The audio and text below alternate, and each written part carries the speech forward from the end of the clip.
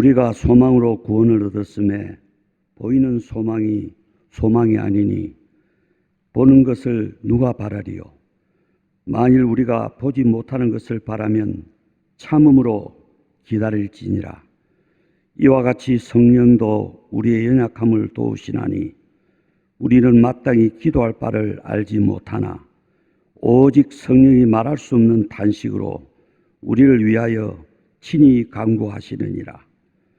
마음을 살피시는 이가 성령의 생각을 아시나니 이는 성령이 하나님의 뜻대로 성도를 위하여 간구하심이니라. 우리가 알거니와 하나님을 사랑하는 자 곧 그의 뜻대로 부르심을 입은 자들에게는 모든 것이 합력하여 선을 이루느니라. 아멘.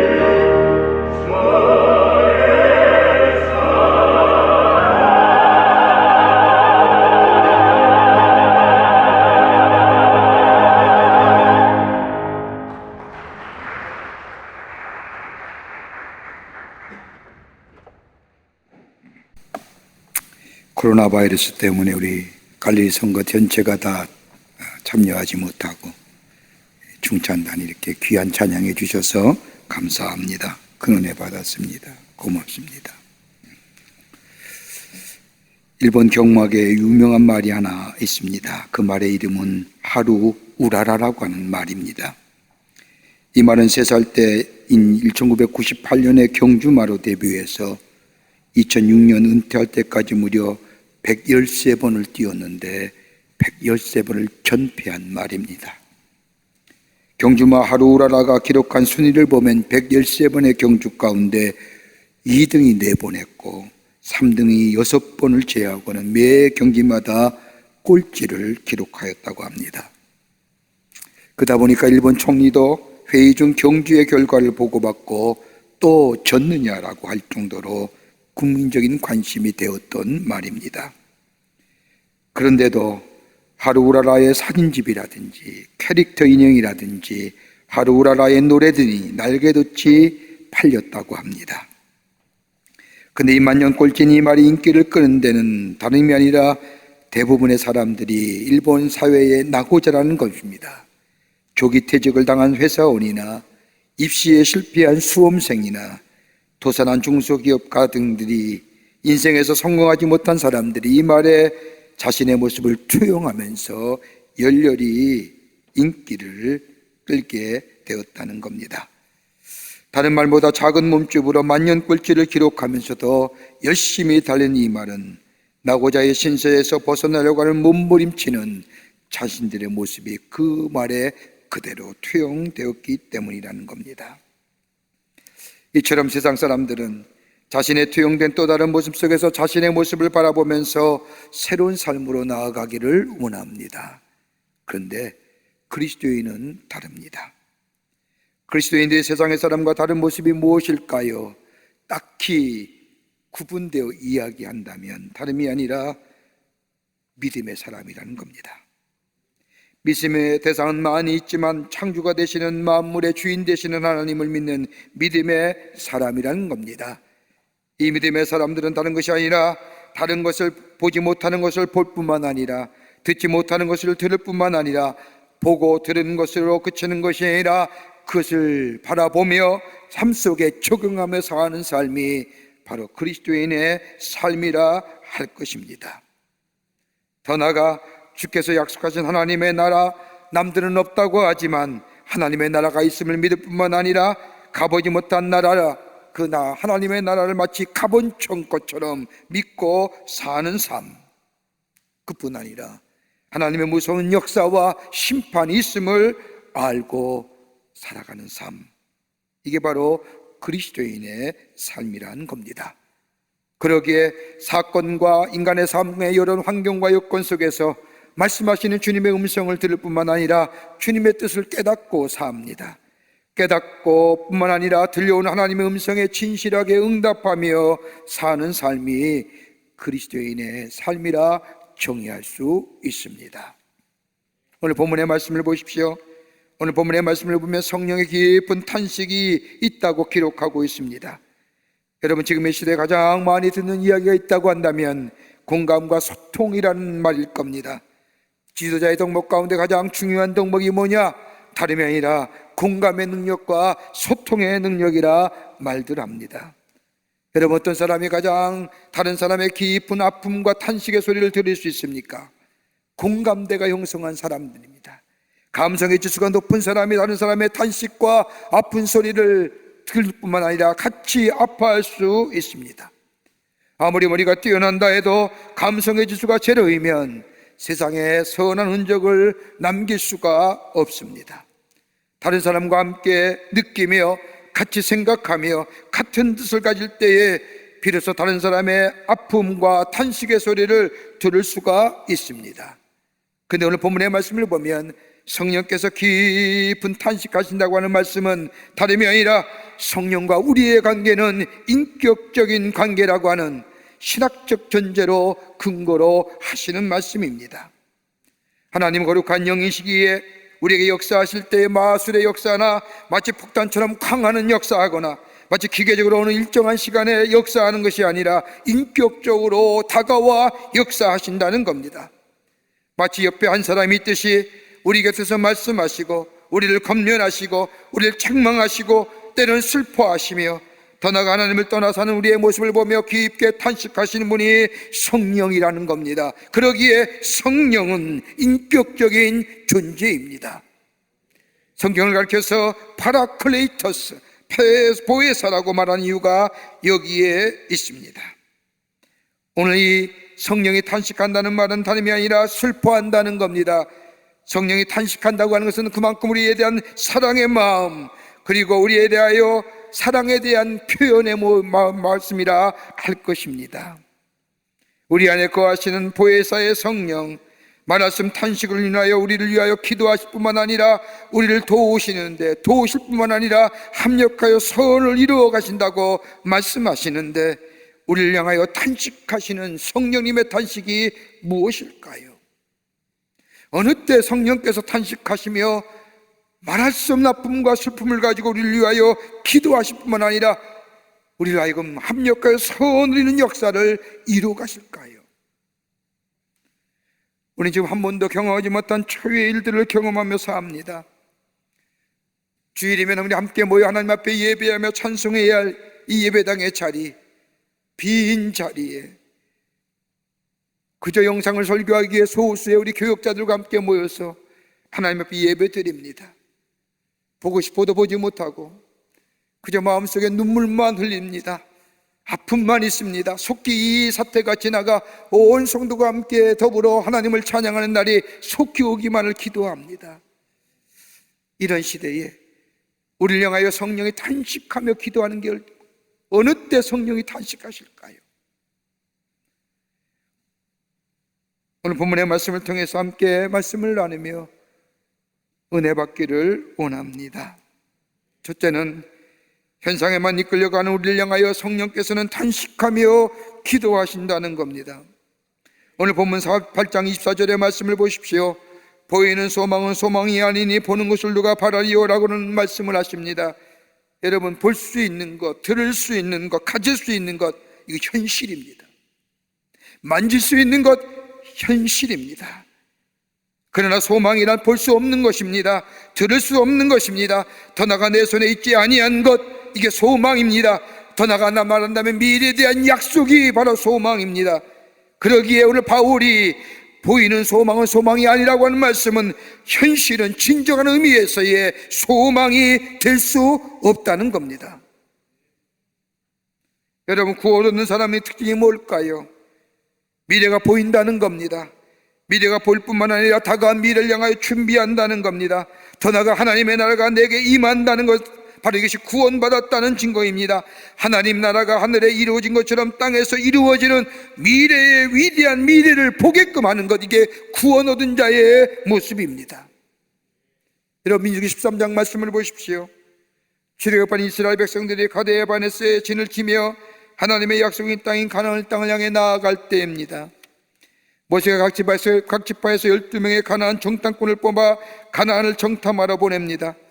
40일을 정탐한 후에 정탐꾼들이 모여 모세와 회중 앞에서 정탐한 내용들을 보고합니다. 10명의 정탐꾼들은 눈에 보이는 것들에 대해서 얘기합니다. 현상, 현실에 대해서 얘기합니다. 그 땅은 참으로 비옥한 땅입니다. 그 성에 사는 사람들은 강하고 성읍은 견고하고 쉼이 클 뿐 아니라 그들에 비하면 우리는 메뚜기와 같습니다. 그러나 여호수아 갈렙은 회중 앞에서 얘기합니다. 우리가 올라가 그 땅을 취합시다. 하나님 우리에게 약속하신 땅입니다. 우리가 능히 정복할 수 있습니다. 하나님의 약속을 움켜쥐고 지금의 것을 바라보며 비교하면서 절망하고 낙심하는 것이 아니라 하나님의 약속을 움켜쥐고 소망 가운데 하나님의 약속의 성취를 보며 미래를 보는 것. 그럴 때에 현상을 보며 현실에 급급하며 현실의 것을 잡고 산 사람은 그 땅 그 자리에서 죽고 말았지만은 여호수아와 갈렙만이 하나님의 약속의 성취를 누리며 가나안 땅에 들어갔던 것을 보게 됩니다. 여러분, 창세기 13장 말씀을 보십시오. 아브라함과 롯이 땅을 선택하는 이야기가 나옵니다. 롯의 선택을 보면 소돔과 고모라 땅, 눈에 보이게 비옥한 땅입니다. 누구나 갖고 싶은 땅입니다. 롯의 선택은 보는 대로 현상에, 현실에 의해서 선택합니다. 롯이 눈을 들어 요단을 바라보았다라고 말씀하는데, 요단강 땅, 그 땅은 비옥한 땅이요 문명의 발상지요 상업과 교육의 중심지입니다. 롯의 보기에는 너무너무 좋았고 풍성함을 바라보았고 풍요함을 보였습니다. 그런데 그 땅을 선택한 롯은 다 잊어버리고 미래를 선택한, 하나님의 약속을 붙잡고 보이지 않는 미래를 향하여 선택한 아브라함은 하나님의 약속하는 것처럼 믿음의 조상, 복의 근원이 되었던 것을 보게 됩니다. 눈에 보이는 것은 속기 쉽습니다.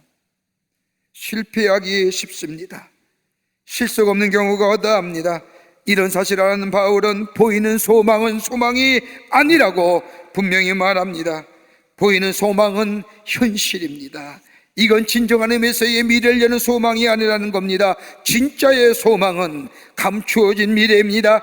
그 미래는 다름이 아니라 믿음의 눈이 있을 때에 볼 수 있다는 겁니다. 그러기에 보는 것을 누가 바라리오라고 말합니다. 여러분, 보이지 않는 것이 얼마나 소중합니까?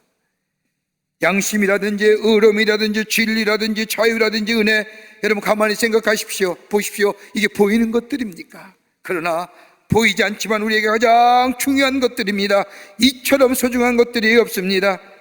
마치 그처럼 현재의 것들이 아닌 미래의 것, 현상적으로 보여지고 만져진 것이 아니라 우리 마음의 깊은 곳에 부닥쳐오는 그 하나님의 약속 미래의 것들을 붙잡고 나아가게 될 때에 물질의 문제가 아니라 영혼의 문제요, 금세의 문제가 아니라 내세의 문제라고 미래의 것을 선택하며 나아가는 자 될 때에 바로 하나님의 새로운 역사가, 바로 이것이 바로 미래를 여는 그리스도인의 삶입니다. 그러게 사도 바울은 고린도후서 13장 13절에 고린도 교회 성도들에게 편지하면서도 너희 그리스도의 날에 나는 너의 자랑이 되고 너는 나의 자랑이 되리라. 소망을 가지고 미래를 선택하게 될 때에 너희 나의 자랑이 될 뿐만 아니라 나 또한 너희의 자랑이 되라고 이야기하는 것을 보게 됩니다. 구원도 마찬가지입니다. 이 소망 가지고 구원 얻은 겁니다. 이 소망 때문에 구원 얻었다는 말씀, 예수님을 인하여 우리에게 구원 주셨지 않습니까? 예수님을 인하여 구원 얻은 사람은 영원한 소망을 갖게 된다는 말씀입니다. 구원 얻기 전에는 꿈이 살아 없었습니다. 구원 얻기 전에 미래가 없었습니다. 죽으면 모든 것이 끝이라고 생각했지만은, 그러나 예수를 믿고 예수를 인하여 구원 얻은 후에 우리에게 소망이 생기고 미래가 보여졌습니다. 천국이 우리의 것이 되었습니다. 하늘나라의 영원한 생명을 소유하는 백성 되었습니다. 그것을 바라보는 자 되었습니다. 성령이 탄식하는 건 다름이 아니라 눈에 보이는 것에 끌려 사는 인생, 미래의 소망을 바라보지 못하고 현세적인 축복에 매달려 사는 인생, 이럴 때에 성령이 말할 수 없는 탄식으로 우리를 위하여 간구하신다는 겁니다. 이 소망이 어디서부터 오는 겁니까? 다름이 아니라 예수 그리스도를 믿는 믿음에서 오는 겁니다. 고린도후서 4장 7절의 말씀을 보면 우리가 이 보배를 질그레 가졌으니 이는 능력의 힘이 큰 것이 하나님께 있고 우리에게 있지 아니함을 알게 하려 함이라. 우리가 사방으로 우겨쌈을 당하여도 쌓이지 아니하며 답답한 일을 당하여도 낙심하지 아니하며 핍박을 받아도 버림받지 아니하며 거꾸림틈을 당하여도 망하지 아니하는 것은 예수 그리스도가 우리 안에 있기 때문이라고 하는 이 말씀. 예수가 우리 안에 있으면 사방 우겨쌈에 당하여도 쌓이지 아니하며 낙심하지 아니하며 버림받지 아니하며 거꾸름 당하지 아니하며. 왜요? 예수가 우리에게 구원 주시고 구원 얻은 것으로 인하여 미래의 약속의 소망이 내 것이 되었기에 우리 넘어지지 않는다는 겁니다. 거꾸림 당하지 않는다는 겁니다. 우리는 지금 코로나 사태로 참으로 어려운 시대를 보내고 있습니다. 한 번도 듣도 보지도 못한 일들을 하고 있습니다. 비대면 예배라. 그러나 주님이 내 안에 계시고 주님 모시는 그 속에 제단을 쌓고 예배드리는 그 자리에 성령 임재하시고 그 예배 우리 하나님이 받으실 줄 믿습니다. 예배드리며 구원의 확신을 가지며 지금 현실의 모습을 보며 그것에 절망하고 낙심하는 것이 아니라 우리 하나님의 치유하시고 회복하시고 새롭게 하신 그 약속의 말씀을 움켜잡고 하나님 앞에 그 약속의 성취가 속히 우리 가운데 이루어짐을 바라보며 믿음의 경주를 해나가는 우리가 될 때 우리 하나님은 새롭게 하시는 역사로, 치유와 회복의 역사로, 약속하신 말씀대로 성취하시는 역사로 우리 안에 나타나 주실 줄을 믿습니다. 성령이 탄식할 때 어느 때냐? 현실만 보고 절망하고 낙심한다. 두 번째로 성령이 탄식하며 우리를 위해 기도할 때는 어떠냐? 조급함으로 인하여 우리의 기다림이, 우리의 믿음이 부족하여 조급할 때에 성령은 우리를 위하여 탄식하며 기도한다는 겁니다. 조급함입니다. 여러분, 믿음의 생활을 한마디로 표현한다면 뭘까요? 기다림입니다. 신학적인 용어로 말하면 대망입니다. 기다림의 삶이 믿음의 생활이라 말할 수 있습니다. 오늘 본문도 8장 25절에 이렇게 말씀하지 않습니까? 만일 우리가 보지 못하는 것을 바라면 참으로 기다릴지니라. 여러분, 이것이 신앙의 근거요, 기다림의 근거입니다. 하나님의 약속을 기다리며 하나님의 은총을 기다리며 하나님의 위로를 기다리며 사는 인생, 이게 그리스도인의 인생관입니다. 여러분, 기다림과 인내의 대표적인 사람을 들라면 누굴까요? 아마 아브라함도 기다림의 대표적인 사람일 겁니다. 하나님의 약속이 성취되기까지 저 바닷가의 모래와 저 하늘의 별과 같이 내가 자손을 주리라고 하는 말씀, 그거 기다림이었습니다. 또 하나 인물을 든다고 한다면 욥을 들 수 있을 겁니다. 얼마나 아픈 고통, 얼마나 힘든 시간 보냈습니까? 그래도 그는 하나님의 위로하심을 기다리며 끝까지 버티게 될 때에 주의 은혜가 그에게 갑절로 임했던 것을 보게 됩니다. 친구들의 정죄, 가정의 무너짐, 자식들의 죽음, 사랑하는 아내마저 저주하고 떠나는 숱한 어려움과 고통 속에서도 주의 은혜가 내게 임함을 기다리며 회복의 역사를 기다리며 치유를 기다렸던 그 버팀과 기다림이, 여러분, 욥기서의 마지막 말씀을 보면 새롭게 하시는 역사와 더불어 갑절의 축복으로, 갑절의 은혜로 그에게 임했던 것을 보게 됩니다. 왜 기다리지 못할까요? 불안하기 때문입니다. 미래가 불안하기 때문입니다. 왜 불안합니까? 믿지 못하기 때문입니다. 불신앙입니다. 그러기 어떤 면에서는 기다림은 하나님의 축복입니다. 기다릴 수 있다는 그 자체가 하나님의 축복입니다. 소망의 사람은 진짜를 얻기 위하여 가짜를 취하지 않습니다.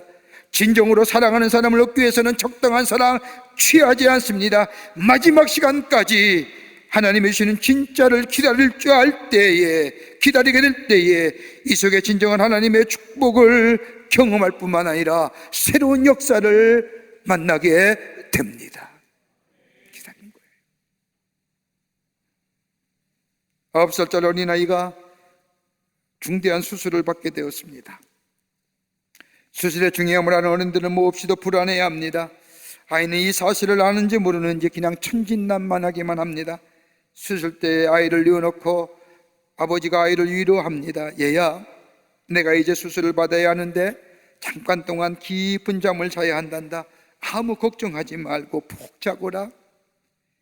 마취하기 전에 이렇게 이야기했더니 아이가 대답하기를, 아빠, 그러면 잠자리에 들기 전에 기도드려야지요 라고 이야기하며 기도를 드립니다. 하나님, 이제 잠잘 시간이에요. 제가 자는 동안에 우리 아버지와 어머니를 사랑해 주시고 나를 위해 수고하시는 의사 선생님도 사랑해 주세요. 그리고 평안히 잘 잤다가 잘 깨어나게 해 주세요 라고 기도하는 겁니다. 그 기도 모습이 얼마나 고요하고도 평화롭게 기도를 드리는지 아버지는 충격을 받습니다. 자신 아들의 기도하는 그 모습과 나의 기도하는 모습을 비교할 때 내가 얼마나 가식이고 허식이 됐는지, 그러면서 아들이 수술이 진행 동안 아버지는 내내 그 수술실 앞에서 회개의 기도를 드립니다. 마침 아이의 수술을 집도하는 의사 선생님도 교인이었습니다. 나중에 그가 고백하게 되면 30년 동안 의사 생활하면서 이처럼 고요하고도 평화롭게 기도 드린 사람 본 적이 없어요. 이 아이의 기도의 모습이 이 의사 선생님에도 깊은 울림으로 다가왔습니다. 그리고 그 또한 그때부터 수술실에 들어가기 전에 기도하는 기도의 사람이 되었다는 겁니다. 격한 마음 가라앉으십시다. 세상이 하도 어수선합니다. 우리의 마음을 격동케 하고 불안케 하고 염려케 합니다. 그 마음 가라앉게, 하나님을 믿고 의지하며 우리에게 약속하실 것을 바라보며 잠잠히 기다리게 될 때에 구원은 하나님께 있습니다. 지금의 어려움도 지나가게 하실 겁니다. 새롭게 회복시켜 주실 겁니다. 치유하여 주실 것입니다 라고 고백하며 기다리는 우리의 믿음이 될 때에 우리 하나님은, 우리 성령님은 합력하여 선을 이루시는 역사가 우리 가운데 있게 될 줄 믿습니다. 끝으로 성령이 탄식하며 우리를 기도할 때는 다름이 아니라 우리의 기도가 흔들릴 때에, 우리의 기도가, 다른 말로 하면 우리의 믿음이 흔들릴 때에 성령은 말할 수 없는 탄식으로 우리를 위하여 기도해 주십니다. 오늘 26절의 말씀을 보십시오. 우리가 마땅히 빌바를 알지 못하나 오직 성령이 말할 수 있는 탄식으로 우리를 위하여 친히 간구하시니라. 우리의 기도가 흔들릴 때에, 더 나아가 우리의 믿음이 흔들릴 때에, 우리의 믿음이 불신앙의 자리에 들어가게 될 때에 성령은 아파하며 탄식하며 우리를 위하여 기도하신다는 겁니다. 여러분, 우리 주변에 종종 실패한 사람들의 이야기를 듣습니다. 그들의 실패 이유를 가만히 들어보면 정치적이며 경제적이며 사회적이며 심리학적이며 주변의 환경적이며 상태적이며 각가지 이유를 가지고 자신의 실패한 일에 대하여 합리성을 얘기합니다. 합리화를 시킵니다. 그러나 그리스도인에 있어서의 실패한 이유는 사회와 정치와 경제와 심리와 생태계와 이게 아닙니다. 가장 중요한 것이 한 가지 있다고 한다면 기도하지 않았기 때문에, 기도로 시작하고 기도로 끝냈으면 문제는 일어나지 않았을 겁니다. 기도하지 않았기에, 기도 잊어버렸기에, 믿음의 자리를 잃어버렸기에. 사무엘상 1장과 4장의 말씀을 보면 기도에 관한 귀한 교훈의 말씀이 기록되어 있습니다. 이스라엘의 마지막 제사장이었던 엘리의 모습과 더불어 사무엘의 어머니인 한나의 모습이 비교하여 나옵니다. 말씀을 읽다 보면 엘리 제사장이 등장합니다. 엘리는 당대에 하나님께서 기름 부음을 받은 이스라엘의 제사장입니다. 그런데 사무엘상 1장부터 4장의 말씀을 쭉 읽다 보면 엘리 제사장의 부분에 와서는 눈을 씻고도 찾아볼 수 없는 것이 뭐냐? 엘리가 기도했다는 모습. 제사장인데, 이스라엘 백성의 영적인 상태를 책임질 제사장, 아무리 찾아봐도 저를 위해서 기도했다, 백성을 위해서 기도했다는 장면이 한 번도 나오지 않습니다. 졸았다는 이야기는 나올지 모르지만은 그가 하나님 앞에서 엎드려 기도했다는 장면은 그 어디에서도 찾아볼 수가 없습니다. 기도하지 않았더니 엘리가 어떻습니까? 무능력하지 않습니까? 무기력합니다. 그의 아들이 홈니와 비느하스가 블레셋과의 싸움에서 여호와 복궤를 가지고 나아가 싸울 때에 패하지 않습니까? 죽습니다. 전쟁터에 죽임을 당하고 그 얘기를 들은 그의 아비인 엘리는 목이 부러져 죽습니다. 그의 아들 며느리는 애 낳다가 애와 사산 다 죽습니다. 산모가.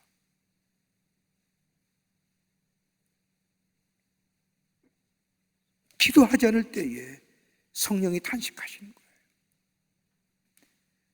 삶의 종환과 삶의 환경 보며 불안과 염려하며 거기에 어찌할 줄 모르며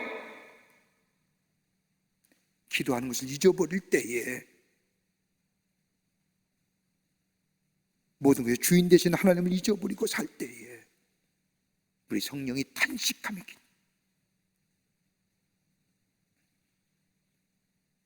그뿐 아니라 오늘 본문의 말씀을 보십시오. 더 나아가 한마디 더 성령은, 바울은 이야기하기를 빌바를 알지 못할 때에 성령께서 탄식한다는 겁니다. 빌바를 알지 못한다는 말은 다름이 아니라 기도의 제목이 잘못되었다는 겁니다. 정욕과 욕심과 세상의 것에 끌려 우리의 기도 자체가, 기도의 내용이 잘못되었을 때에 성령은 탄식하며 기도한다는 거예요. 야고보 4장 3절의 말씀처럼 너희가 구하여도 얻지 못하면 정욕으로 쓰러고 잘못 구함이라고 하는 말씀처럼 기도의 제목이 잘못되었을 때에, 그러기에 무엇을 구할 것인가를 알지 못할 때에, 더 나아가 내 욕심과 내 욕망과 내 뜻대에 하나님 앞에 기도할 때에 응답의 역사가 없는 것처럼 그때에 성령은 탄식하며 우리를 위하여 기도한다는 거예요.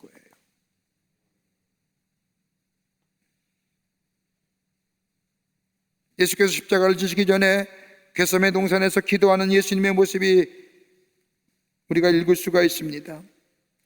예수님의 십자가 사건을 앞에 두고 겟세마네 동산에서 기도하실 때에 아버지여 하나님이여 이 잔을 내게서 지나가게 하옵소서라고 기도합니다.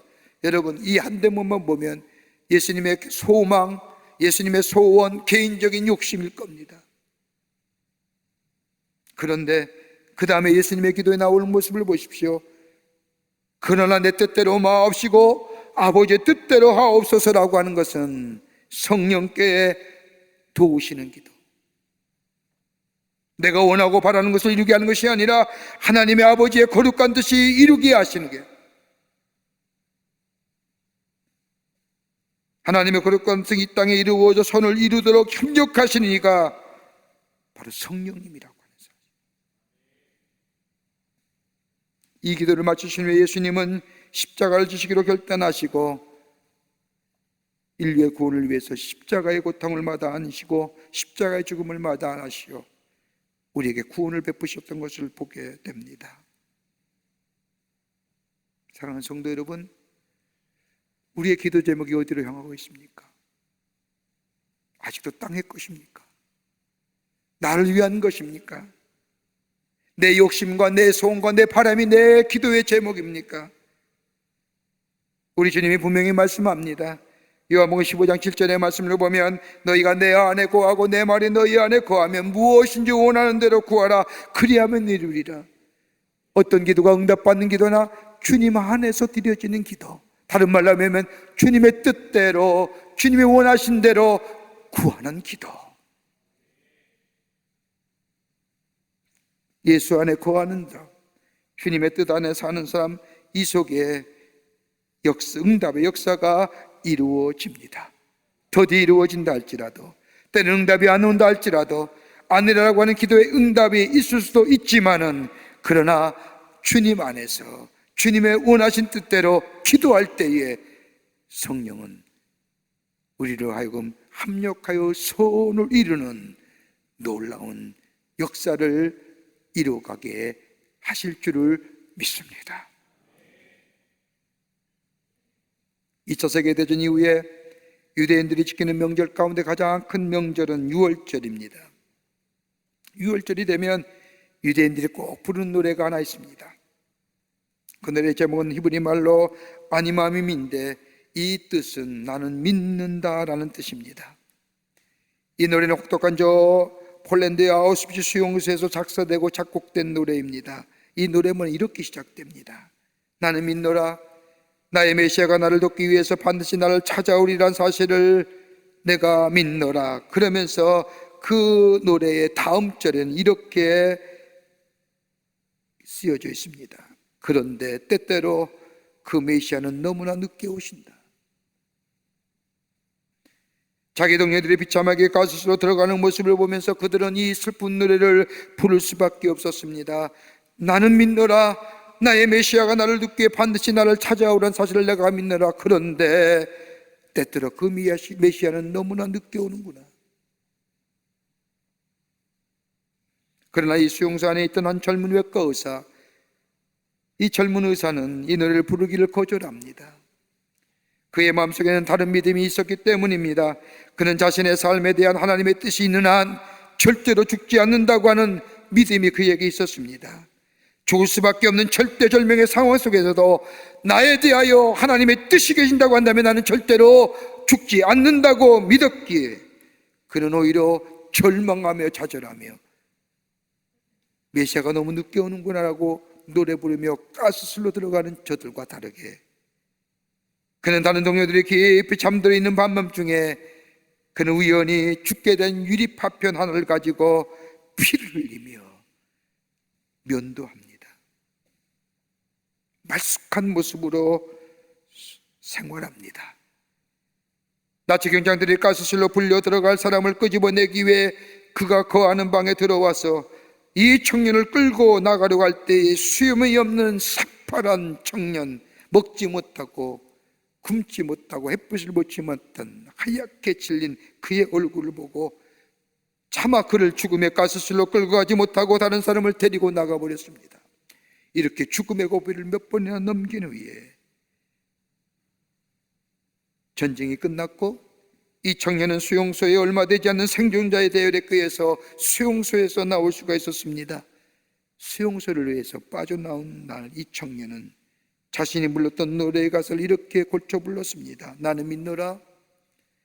나의 메시아가 반드시 찾아와 나를 도우리라고 하는 사실을 내가 믿노라. 그런데 사람들은 너무나 서두르는구나. 사람들은 너무나 서둘러 믿음을 포기하느나. 그를 믿었습니다. 하나님을 신뢰했습니다. 기도하는 자들에게 어떤 고난이 와도 어떤 역경이 와도 우리 하나님은 합력하여 선을 이룬다는 사실을 믿었습니다. 더불어서 성령은 우리가 기도했을 때에 우리가 현실에 보며 그새 소망을 두고 미래가 없는 우리들을 향하여 그리고 조급함 때문에 자신의 욕심과 욕망에 의하여 살아가는 우리들 향하여 말할 수 없는 탄식으로 아픔을 가지고 기도한다고 하는 사실, 더 나아가 우리가 알거니와 하나님을 사랑하는 자 곧 그 뜻대로 부르심을 입은 자들에게는 모든 것이 합력하여 선을 이룬다는 사실을 믿는 믿음의 모습, 여기에 역사가 일어나는 겁니다. 여기에 새로운 창조와 회복과 치유의 역사가 일어납니다. 성령을 우리를 위해 기도해 주십니다. 우리의 형편과 처지를 아시고 우리의 슬픔과 괴로움을 아시는 성령께서 기도해 주십니다. 그리고 믿음의 미래의 눈을 가지고 주님의 약속을 바라보게 하시고 인내하며 기다릴 수 있게 하시며, 그리고 우리가 드려진 기도가 하나님의 뜻에 합당하게 되도록 우리를 위해 기도하심을 믿고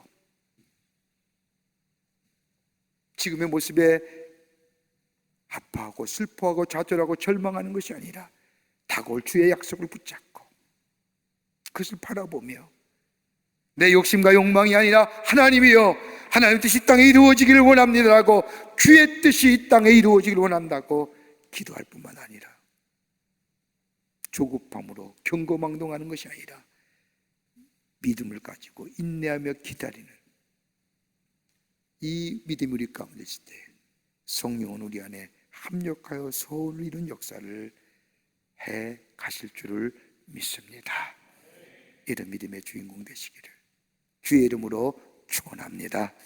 지금은 우리 주 예수 그리스도의 크신 은혜와 하나님 아버지의 한량없으신 사랑하심과 성령님의 감동 감화 역사하심이 거룩한 주의 날 하나님의 놀라운 은혜 안에서 제단 쌓고 하나님 앞에 예배하며 주의 주신 말씀 가슴에 품고 저 세상 속에서 하나님의 놀라운 역사를 증거하기로 결단하며 성전에 문을 나선 우리 모든 성도님들과 예배의 자리를 떠나는 우리 모든 당신의 거룩한 백성들 위해 주께서 지금으로부터 영원토록 함께 하시기를 간절히 축원하옵나이다.